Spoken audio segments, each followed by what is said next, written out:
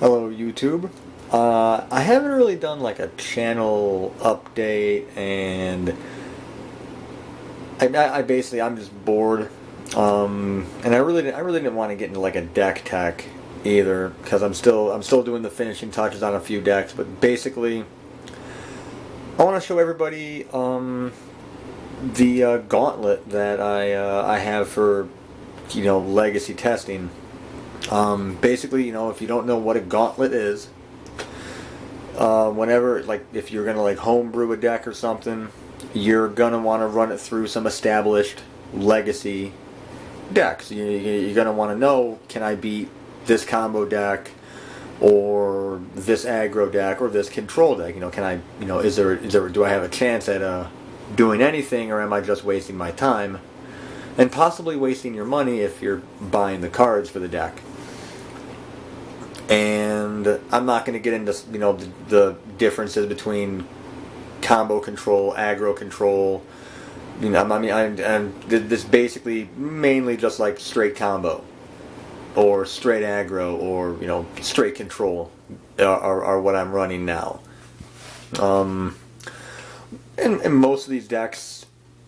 Most of these decks are relatively cheap. Now I do have a couple decks in here that I'm currently building. They're not close to being done, but I'm building them, and that's one of the control decks, mind you, that I'm building. I'm currently building it.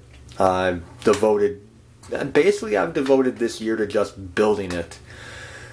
I don't know, this video might be like, say, the intro to that deck, and then I'll get into, say, like, if people request it, like part 1, here's the finalized version of what I want to run, here are the cards I have right now, and then maybe like several other parts throughout the year showing you basically how long it would take to build, because it is an expensive deck, and when you find out what deck it is, you'll figure it out.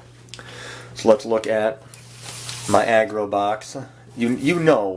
First of all, you're serious about the game when you have a box filled with deck boxes with actual decks in them.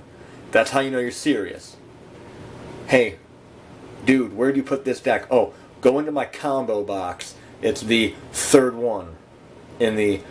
it's like, where do you put goblins? Oh, go in my aggro box. It's the red one. Where's Affinity? That's the blue one. Where's Burn is right here. 10 land Stompy, not, this isn't actually, 10 land Stompy is not established, obviously, but it is what it is, and this is my box of straight up aggro. Goblins, I haven't really played Goblins in a long time. I never got to pick up Cavern of Souls. Like when they first came out and Goblins started coming back, I was like, oh, let me grab a couple copies. They were like $25 just for one of them. And I just figured I'll wait till the price goes down. Now the price, it $9-10 last time I checked. So I'm thinking, that's easy. I can grab all the Cavern of Souls for that, and then I can do that. Right now it's basically just mono red goblins. What I'm going to be doing is slowly changing that, and I mean slowly because I'm working on another deck right now that I'm putting all my effort behind. Slowly moving it towards red-black. Basically, I'm going to be running the same goblin deck. I'm just going to end up throwing in 4 dual lands and 4 fetch lands. That's it. Arid Messes are the 4 cheapest fetch lands you can find, as far as I know, from Zendikar. And either they're cheaper than the Onslaught block one, so yeah, they're cheap compared to the other ones you're going to get. And then Badlands, revised Badlands are not massively expensive. It's not like I'm getting Underground Seas that are from Beta. I mean, I'd love to have a playset of those. So if anybody has them and wants to just send them to me for no apparent reason, I will gladly accept 4 Beta. It doesn't have to be 4 in black border. English Beta Underground Seas. I'm cool with those, man. You don't got to give me the 4 in black border. The English ones are fine. I'll still take them, man. I'm cool. As long as they're not damaged, heavily played, I'm cool. Just, hey, what's your address? And send them off, dude. I'll take them. But anyways, it's going to be red-black. I'm going to be able to do Warren Weirding, Wart, Boggart, Anti, Cabal Therapy, and Perish. Perish, obviously, just, kills out Nimble Mongoose and Tarmogoyf mainly. And, I mean, possibly maybe even like a Virtue's Ruin for like, say like Death and Taxes, or just like any random like, white deck is what I'd run in the board for that. 10 Land Stompy, surprisingly, it actually is still pretty freaking decent. I wouldn't, rock it at a tournament like a Star City game tournament, but it's still decent. Casual Legacy, it's fine. Still rocking the Affinity, still rocking the Burn. We're going to go into our combo decks. And actually, the artwork, all of it, I got bored and I just figured I got to label them. Somebody want to label them, and this one came out pretty messed up. Yeah, I got my 3 combo decks. My Trust first combo deck for Legacy. My Belcher deck. I love that. Turn 1 kills. And I got my Dredge. The variants of Dredge, I've already covered that in one video. That I actually didn't think that was a good video, but it's got a lot of views and a lot of people commented. Well, a lot. I have 15 subscribers, so I get like 6 comments, and I'm fucking ecstatic about the shit. And then we got Enchantress. Now, if you can see how incredible I spelled it. ENCHNT. It was NT. I can't spell enchant. That's how brilliant I am. I can't spell it, so I had to fucking do it over again. And I'm like really anal about like my crap, So I might just get an entirely brand new deck box just because I fucked up on the spelling on this shit. I mean, like, legitimately, I will probably just, tax time comes, and I'm getting a lot. How much, you may ask? Well, I'm not telling you. Let's just say this: if I had my way and I could buy whatever I wanted, including the deck I'm building right now, I would still have money left over when I'm done to pay all my damn bills off for a couple of months if I needed to. Anyways, I love my Belcher. I do all-in Belcher. Tabletop Magic, he doesn't want to do all-in Belcher. He wants to do the Burning Wish variant. I've never tested the Burning Wish variant. The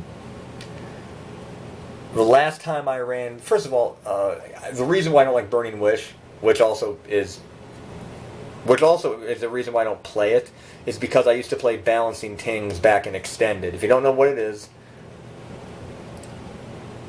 it basically, you play cards that pretty much just reset the board. You play cards that destroy everything, and then you either get a creature like temporarily out of play until end of turn, blow the board up, it comes back into play, or you end up floating mana like the old Upheaval Psychotog builds, and then drop a Terravore, 3 mana, trample, power and toughness equal to the number of lands in all graveyards.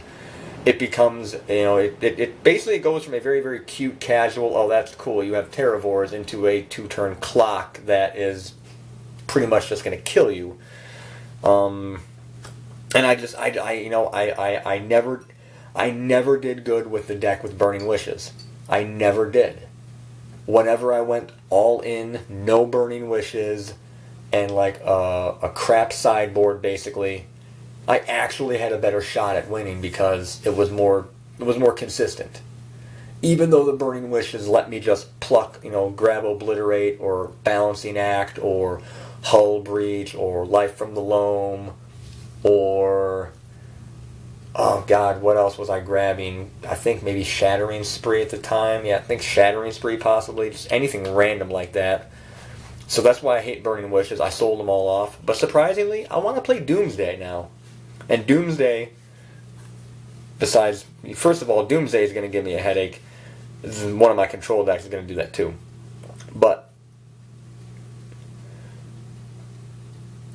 I'm probably going to have to get Burning Wishes for Doomsday, so I kind of feel like crap for selling off my Doomsdays a while ago. So I got my first turn, possible first turn kill, possible 2-turn kill. An Enchantress. I played various Enchantress decks for years. I mean, I like the idea. I like the ability to just, like, you know, do that. I mean, hell, I remember, you know, when I built an old Enchantress deck from Time Spiral and Ravnica block, green-white, Verduran and Mesa Enchantress with Oratogs and Yavimaya Enchantresses, and I mean, it wasn't that powerful, but it was hilarious to just beat people with it. Just sit there across the table and say, "So you like drawing cards, huh?" "I like drawing cards. I'm gonna draw 9 in a turn, see how you like it." But it was fun, it was hilarious, it was so horrible. It was so horrible, and then at the time, it was like people were looking at Tarmogoyf as like a $5 rare, and they were just like, "This card will never work. This card is just too hard to put in a deck." And now it's like fucking everywhere. So for those people, for that guy in Pennsylvania, I'm from New York. I was down in Pennsylvania for a funeral. Decided to play some Magic the Gathering. Why, you might ask? Well, I'm not. I don't drink. I don't do drugs. I need to take my mind off of the fact that I was down there for a funeral. So I got the fuck out and played Magic the Gathering, Time Spiral block, 10th edition, Ravnica Cold Snap was in there, and I played Blue-Black Madness. And first deck I get paired against, Mono Black Rack Discard. Whooped his ass. But I digress. The reason I took a lot of time on the artwork here for the Old English is, A, I do tattoos. I mean, I do. You know, I mean, you're looking at like this Bender tattoo. No, I didn't do that. I actually just, you know, handed the freaking tattoo gun to somebody and said, "Hey man, do it. I'm just going to sit here and drink." Which is, I also have 2 kids I'm raising. But no, my children were not there at the time. I do tattoos. It is legal to do tattoos as a hobby. I am not doing it as a profession. So I'm doing it as a hobby, so everybody's like, "Oh, child services." 1, my kids are not there. 2, my kids don't help me. 3, my kids don't have access to my stuff. I'm not retarded. I keep the shit locked up. I keep it safe and sterile. Plus, I mainly just tattoo either me or my wife. The odd random friend, but mainly it's just me and my wife. But outside of the fact that I do tattoos, I love control decks. I love the ability to just say no. The very first deck I ever played, tournament quality, Magic the Gathering, Black Summer, Turbo Stasis. That's what I ran. I still have it. Well, I'm not the original version of it, but I still have a Stasis deck. Like, all I have to do is like pull out a couple of Dazes and some Forces of Will from my Dreadstill deck, and I can rock it and just play it. Because that's just how it is. I always have it in a deck box. Just boom, right there. And it's not even labeled. I know what it is. But I love control. I've always been a control player. And so this is my control. Now this is my little project I'm working on. These are the 2 control decks I have right now that are either A, ready to go, or B, stuff is missing cards, but they're on the way. I got my Dreadstill, then I got Death and Taxes. Basically, the reason why I built Death and Taxes is, well, I already have Wastelands and Rashidan Ports from Goblins. I got Wastelands and Dreadstill. I figured, well, I got Aether Vials from Goblins. I mean, I have most of the really expensive cards. I already have 2 copies of Caracas. I have 4 Horizon Canopies, 2 of which are in Enchantress, 2 are in Death and Taxes. So, like, most of the expensive cards, you know, Umezawa's Jit, I think I have like 2 or 3 copies of those, actually. I really don't remember. But I know I got 2 in Death and Taxes, 1 main, 1 in the board. So, I mean, the only really expensive card I need is 1 Caracas and 4 Stoneforge Mystics. I think maybe Batterskull is expensive. I don't know. I don't remember how much the price of Batterskull is nowadays. But everything else in Death and Taxes is not really expensive. It is not that bad. Like, you can build a Death and Taxes deck without Wastelands, Rashidon Ports, Aether Vials, Karakuses, and Stoneforge Mystics relatively cheaply, and then just slowly add those cards when you get them. But not having all those cards kind of kills the fact that you need to use Mana Denial to win. Now, maybe you can go Ghost Quarter instead of Wasteland, but you still need the ports and the vials, because, you know, you kind of need the advantage from that stuff. But those are the 2 control decks I'll be running this year. Okay, this is my little secret project. I've always liked it. I'm on the threads at Magic Salvation. Tabletop Magic is also on there. Okay, that's how I actually found out he was Tabletop Magic, because he posted a deck. I ended up posting a sideboard for Dredge that I saw online, and the dude the next comment was, LOL, that was my sideboard, and it was like horrible, or something like that. I forget, I'm not online right now, I'm in my bathroom. Because all the other places are, you know, it's like 5 degrees, and this is the warmest room in the damn house. Well, 5 degrees outside. This is the warmest room in the house. The wind chill's like 10 below or something, so hey, calm down. But, you know, I've been talking to some people, and I'm saying, like, you know, I kind of want to build this deck. I've always been enamored by it. And I personally want to call this deck the Sips Code Dirt Factory. Because, hey man, I love playing games. I love watching videos on YouTube. Yogcast Sips. The hell you want me to say?